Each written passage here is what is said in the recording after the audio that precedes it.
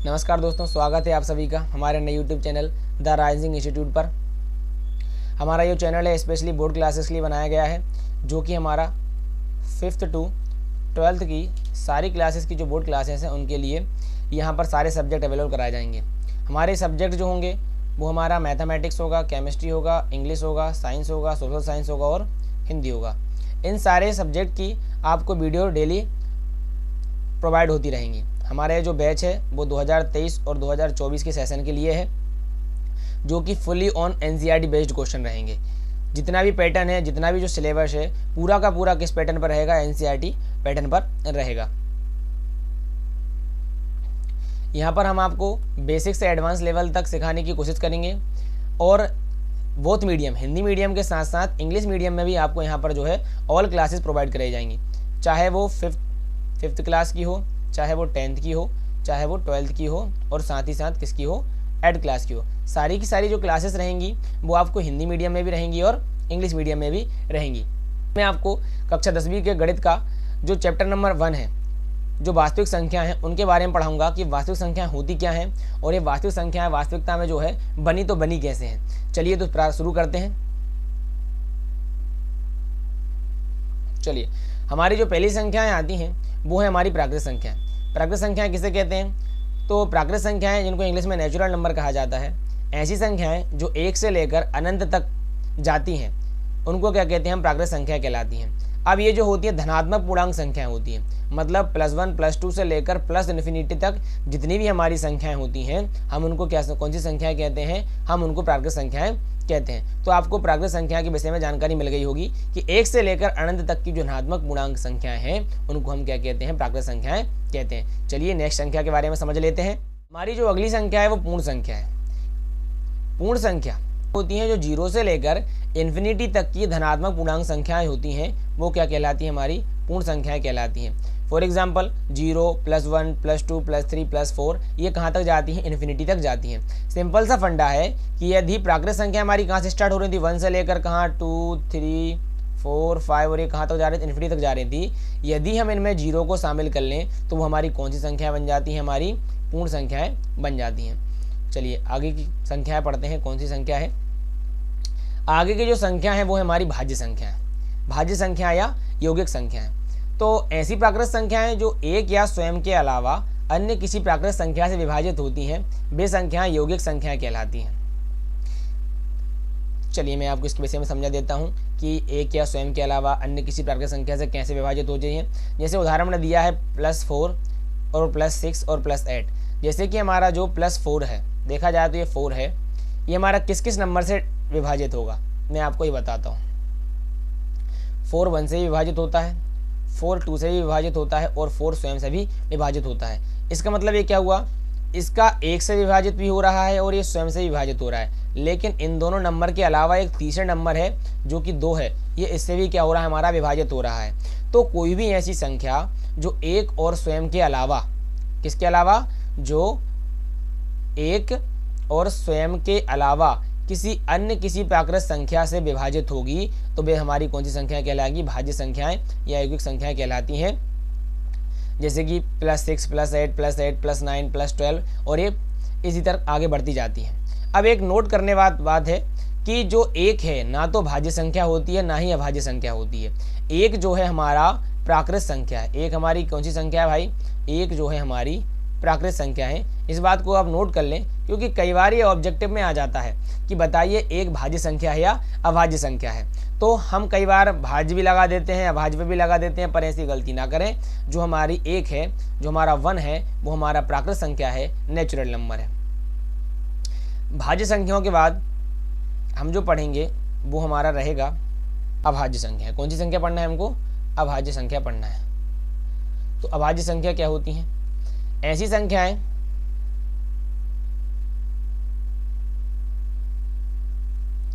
जो केवल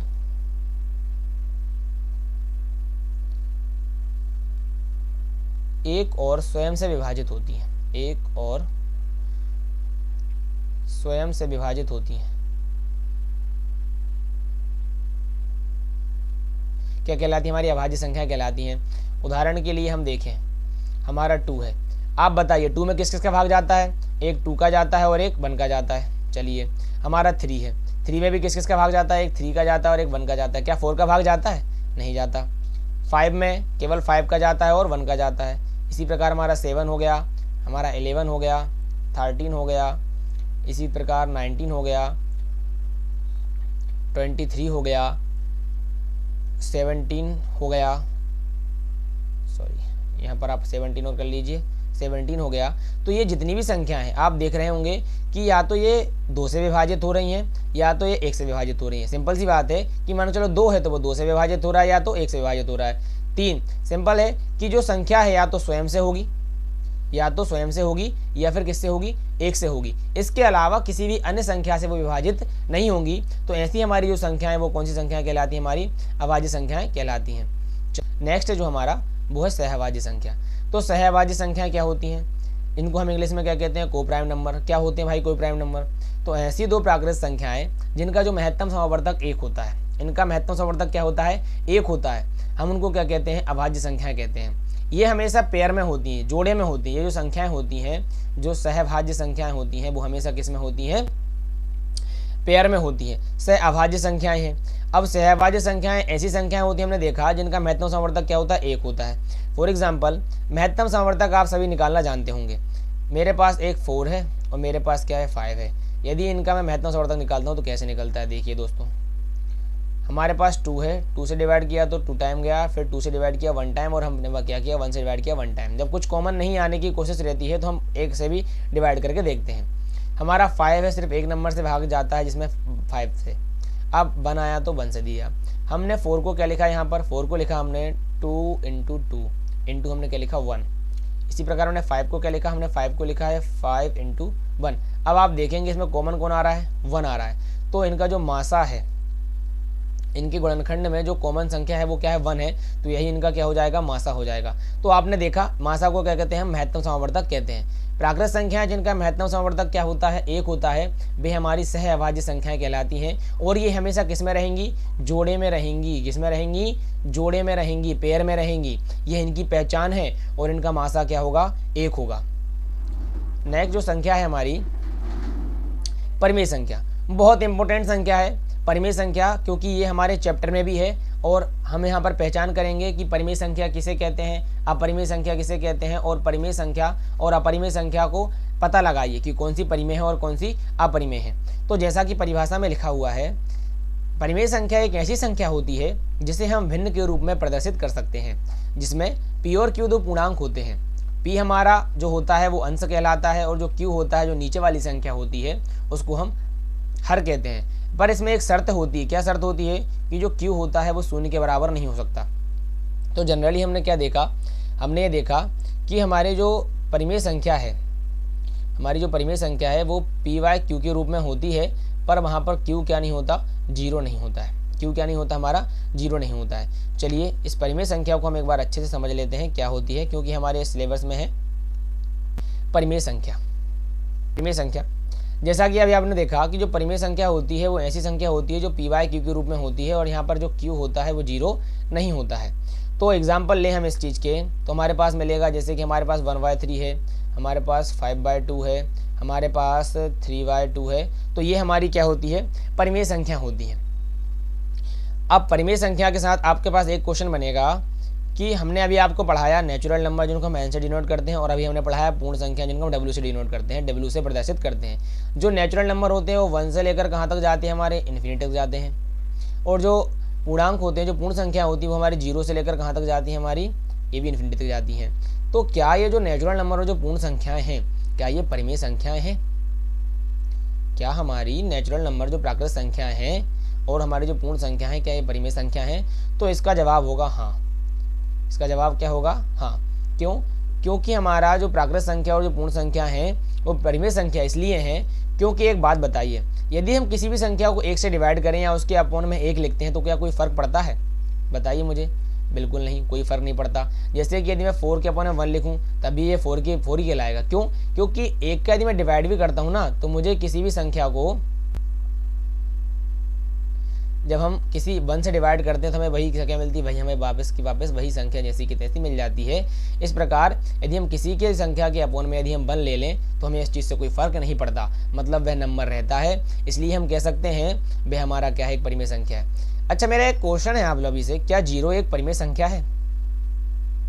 जी हाँ, तो 0 भी हमारा इसका आंसर क्या होगा, 0 भी हमारी एक परिमेय संख्या है। क्यों है? तो हम इसको 0/1 दैट मीन्स हम इसको किसके रूप में लिख सकते हैं, p/q के रूप में लिख सकते हैं। और हमारा जो q है वहाँ पर क्या नहीं है, 0 नहीं है, हमारा q क्या है, 1 है। तो हम कह सकते हैं, कई बार क्वेश्चन आता है कि क्या शून्य परिमेय संख्या है, यदि हाँ तो बताइए। तो हम इसका आंसर क्या रखेंगे, हाँ हमारा जो 0 है, हमारा जो शून्य है वो एक परिमेय संख्या है, क्योंकि हम इसे p/q के रूप में लिख सकते हैं जहाँ पर q बराबर 0 नहीं होता है। चलिए, परिमेय संख्या हो गया। अब हम नेक्स्ट देख लेते हैं कौन सा है, अपरिमेय संख्या। ये संख्याएं ऐसी संख्याएं जिन्हें हम p/q के रूप में व्यक्त नहीं कर सकते, वे हमारी अपरिमेय संख्याएं कहलाती हैं। अपरिमेय संख्याएं जिनको हम किसके रूप में नहीं ले सकते भाई, p/q के रूप में नहीं लिख सकते। जैसे कि हमारा √2 हुआ। अब ये √2 हमारी एक अपरिमेय संख्या क्यों है, इसके पीछे का रीज़न ये है कि जब √2 जैसे जो करनी 2 है, करनी 2 को जब करनी को 2 को जब करनी से बाहर निकालते हैं तो हमारी आंसर आता है 1.414 कहाँ तक जाता है, इन्फिनिट तक जाता है। तो ये हमारी इस वजह से क्या नहीं होती है, एक अपरिमेय संख्या है, परिमेय नहीं हो सकती। √3 इसी प्रकार होता है, इसकी वैल्यू भी आगे जल्दी जाती है 1.732, ये कहाँ तक जाती है, इन्फिनिट तक जाती है। पाई की जो वैल्यू होती है वो भी क्या होती है 3.1414, ऐसी जाके ये इन्फिनिट तक जाती है। चूँकि ये करनी के अंदर हैं, जब करनी से बाहर निकलती हैं तो ये डेसिमल में निकलती हैं, और ये जो डेसिमल होते हैं हमारे वो अशांत दशमलव है। कौन सा दशमलव है ये, अशांत दशमलव है। शांत दशमलव और अशांत दशमलव 2 प्रकार के दशमलव होते हैं, उनमें से हमारा अशांत दशमलव है, और ये वैसा दशमलव है जिसकी पुनरावृत्ति नहीं होती है, इसलिए ये क्या है, हमारी एक अपरिमेय संख्या है। एक डाउट रहता है कि जो पाई है इसकी एक वैल्यू होती है 3.14 और एक पाई की वैल्यू होती है 22/7 22/7। तो ये जो पाई की वैल्यू है ये तो हमारी एक क्या है, अपरिमेय संख्या है, पर ये जो पाई की जो हमने जो वैल्यू रखी है 22/7 ये हमारी एक क्या है, परिमेय संख्या है। ये परिमेय संख्या क्यों है, क्योंकि हम इसको p/q के रूप में आसानी से लिख सकते हैं, और हमारा q क्या नहीं है, 0 नहीं है, 7 है। देखिए, कंफ्यूज मत होइएगा, ये दोनों ही पाई की वैल्यू है, एक परिमेय और दूसरी अपरिमेय, इसमें कंफ्यूज होने की कोई बात नहीं है। ये जो 3.14 है, यदि हम 22 को 7 से भाग लगाते हैं तो लगभग इसके वैल्यू हमें प्राप्त होती है, इसलिए हम 3.14 को ना लिखते हैं, क्योंकि देखिए ये तो सिर्फ हमारे दशमलव के 2 अंक तक, 2 स्थान तक के मान है, जबकि ये कहाँ तक जाता है, हमारा इन्फिनिट तक जाता है। लेकिन यदि किसी सवाल को हम हल करेंगे तो उसमें पाई की वैल्यू अनंत तक तो लिखेंगे नहीं, इसीलिए हमारी गणना में या कैलकुलेशन में आसानी हो जाए इसके लिए हम क्या करते हैं, पाई की वैल्यू हम क्या रखते हैं, पाई की वैल्यू रख देते हैं हम 22/7। इसके पीछे ये लॉजिक है, और कोई बस में अलग बात नहीं है। अब सारी करनी के अंदर वाली संख्याएं भैया अपरिमेय संख्याएं नहीं होती हैं, जैसे करनी 4 हुआ, करनी 60 हुआ, ये परिमेय संख्या है। क्यों है, क्योंकि करनी 4 को हम क्या लिख सकते हैं, करनी 4 को लिख सकते हैं हम 2 × 2, पेयर बना 2 बाहर निकल जाएगा। इसको क्या लिख सकते हैं हम, इसको लिख सकते हैं 16 को 2 × 2 × 2। देखो 2 के कितने पेयर बने, एक के पेयर बना और एक के पेयर बना, तो यहाँ से कितने पेयर बाहर निकल गया, 2 × 2 बाहर निकल जाएगा, तो हमारे पास क्या जाएगा, 2 × 2 हमारा क्या होता है, 4 होता है। तो अब 2 भी हमारा क्या है, एक नेचुरल नंबर है, और 4 भी हमारा क्या है, एक नेचुरल नंबर है। इस वजह से हमारा 2 और 4 चूंकि हमारे क्या है, नेचुरल नंबर है, लेकिन वास्तविकता में थे क्या, √4 थे और √, क्या था, 16 था। लेकिन इनका जो आंसर आया वो किस फॉर्म में आया बच्चों, हमारा नेचुरल नंबर के फॉर्म में आया दोनों का, इसलिए हमारी ये क्या है, दोनों के दोनों परिमेय संख्याएं हैं। तो अपरिमेय संख्या केवल वही संख्याएं होती हैं जो कि करनी से बाहर निकालते समय अशांत दशमलव में होती हैं और इनकी पुनरावृत्ति नहीं होती है। ठीक है, तो ये आपको अपरिमेय संख्या अच्छे समझ में आया होगा। चलिए, अब हम हमारा जो चैप्टर है 10वीं का, जो पहला ही चैप्टर है वास्तविक संख्या है, हमारा पहला चैप्टर क्या है, वास्तविक संख्या है।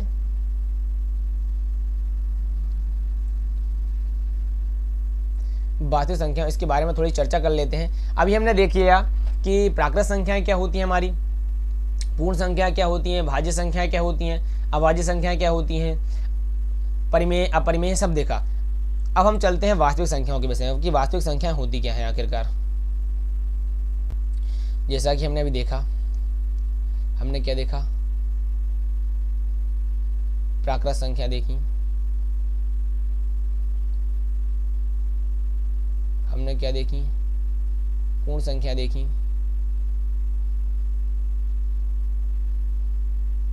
भाज्य संख्याएं देखी,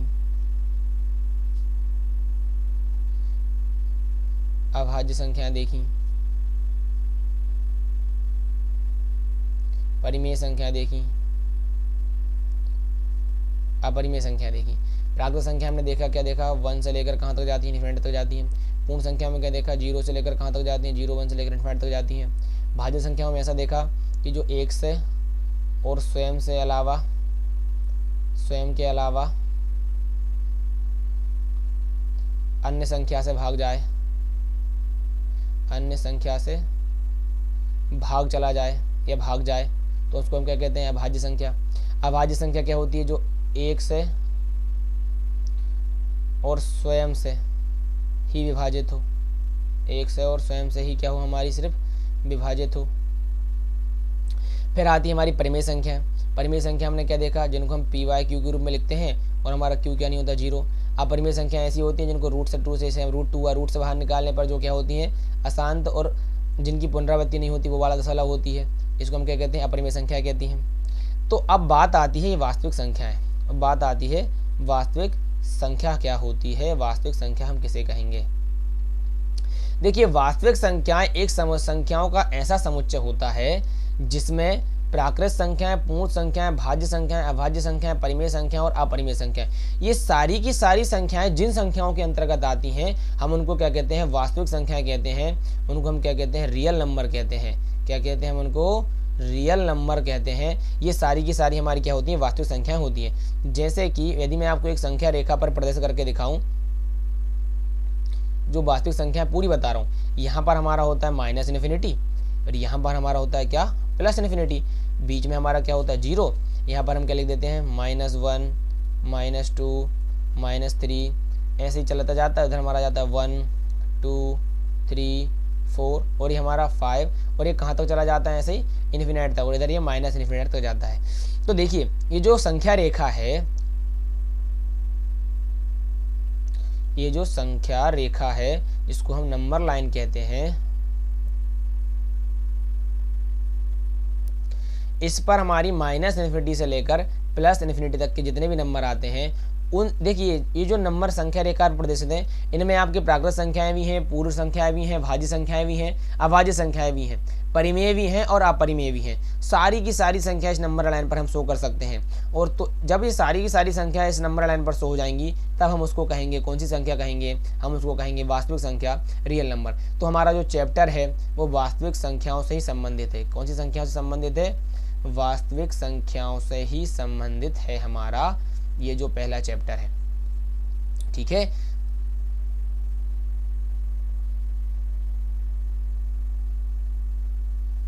चलिए मैं आपको थोड़ी सी जानकारी दे देता हूँ यूक्लिड एल्गोरिथम के बारे में।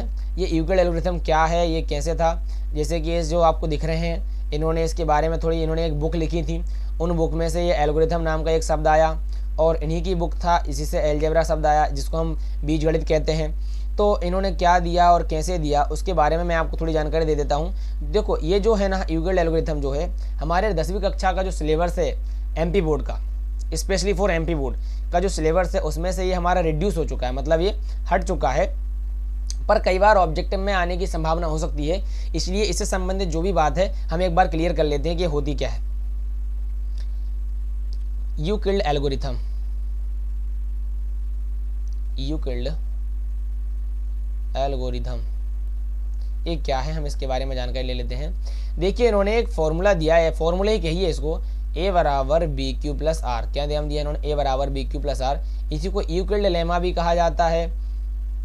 अब अलग अलग नाम से इसके 2-3 नाम हैं, इसको नाम जाना जाता है। देखिए ये कैसे बना, इसके बारे में आपको जानकारी देता हूँ। आप सभी जानते हैं कि भाज्य बराबर क्या होता है, भाजक गुणा भागफल, और प्लस में हमारा क्या होता है, शेषफल। प्लस में क्या होता है हमारा शेषफल। यदि मैं इसी बात को इंग्लिश में कहूँ तो ऐसा कह सकते हैं कि इन्होंने इसको क्या कर दिया, इंग्लिश में ट्रांसलेट करके a बराबर बी क्यू प्लस आर लिख दिया। आप सभी जानते हैं, आप 4th क्लास में पढ़ चुके होंगे भाग विधि। भाग विधि के द्वारा HCF निकालना, मतलब क्या निकालना, मासा निकालना, आप सभी लोग सीख चुके होंगे। उसी के बेस पर ये हमारा यूक्लिड एल्गोरिथम बना है। किस प्रकार बना है अभी मैं आपको एक बार समझा देता हूँ। जैसे कि हमारे पास मान के चलिए कोई 2 नंबर है, 135 है और एक हमारे पास क्या है 225। छोटा वाला नंबर 135 है, बड़ा वाला नंबर 225 है। हमें कुछ नहीं करना है, हमें सिंपल सा काम करना है कि जो छोटा वाला नंबर है उस छोटे वाले नंबर से बड़े वाले नंबर को हमको क्या करना है, भाग लगाना है। एक बार लगाएंगे क्योंकि 135 दो बार में ज़्यादा हो जाएगा। एक बार आएगा 135, 5 में से 5 गया 0, 12 में से 3 गए 9 और हमारे यहाँ पर क्या बचा 90। अब ये जो 90 हमारा क्या शेषफल है और ये हमारा क्या था, ये हमारा क्या था, भाज्य था और ये हमारा क्या था, भाजक। देखिए मैं आपको एक बार और बता देता हूँ, ये हमारा क्या है, भाज्य है और ये हमारा क्या है, भाजक है। भाज्य जिसमें भाग दिया जाता है और भाजक जिससे भाग दिया जाए, और ये हमारा क्या है, शेषफल। तो देखिए अब ये हमारा जो शेषफल है, अब ये हमारा क्या बन जाएगा, यहाँ पर भाजक बन जाएगा और जो भाजक था वो हमारा क्या बन जाएगा, भाज्य बन जाएगा। तो वन टाइम टेबल पढ़ेंगे, हमारा क्या आएगा 90, जब हम माइनस करेंगे तो हमारा क्या जाएगा 45 आ गया। अब देखिए अब हमारा ये शेषफल है, ये फिर से क्या बन जाएगा, हमारा भाजक बन जाएगा और जो शेष था हमारा पहले वो क्या बन जाएगा, हमारा भाज्य बन जाएगा। अब 45 दूना हमारा क्या होता है, 90 होता है। 45 दूना क्या होता है हमारा 90। देखा जाए तो दोबारा हमारे पास जो शेष क्या आ गया, 0 हो गया। शेष हमारा क्या हो गया, 0 हो गया। तो ये जो यूक्लिड एल्गोरिथम है इसी भाग विधि का नया रूप है। इसमें हमें क्या होता था कि भाज्य भाजक शेषफल बार बार हमें चेंज करना रहता था और हम एक ही बार में जो भाग देने की मेथड थी उसी में कर देते थे। लेकिन इसमें हम स्टेप बाय स्टेप चलते हैं, जैसे कि फर्स्ट स्टेप में करते हैं, फिर इसको सेकंड स्टेप में करते हैं और फिर थर्ड स्टेप में। जब तक करते जाते हैं इसी सेम टू सेम प्रोसेस यही अपनानी है। जब तक करते जाते हैं जब तक कि हमारी आर की वैल्यू क्या ना आ जाए, 0 ना आ जाए, रिमाइंडर हमारा 0 ना आ जाए। जब हमारा रिमाइंडर 0 आ जाता है तो उस टाइम पर हमारा जो क्या होता है, भाजक होता है भाई, हमारा क्या होता है भाई, ये जो भाजक है ना इस टाइम पर, यही हमारा क्या होता है, महत्तम समावर्तक होता है। महत्तम समावर्तक यही हमारा होता है। ठीक है दोस्तों, यहाँ पर आज हमने आपको हमारा जो वास्तविक संख्याओं से संबंधित जो भी बेसिक था वो पूरा आपको यहाँ पर प्रोवाइड कर दिया गया है। आगे का जो हमारे क्लासेस रहेगी, जैसे कि हम आगे जो पढ़ेंगे वो हमारी प्रश्नावली 1.1 रहेगी, जिसमें हमारे जो भी क्वेश्चन रहेंगे सीक्वेंस वाइज हम सारे सॉल्व करते। चलिए दोस्तों, जय हिंद, मिलते हैं कल फिर एक नई वीडियो के साथ। जब तक के लिए नमस्कार।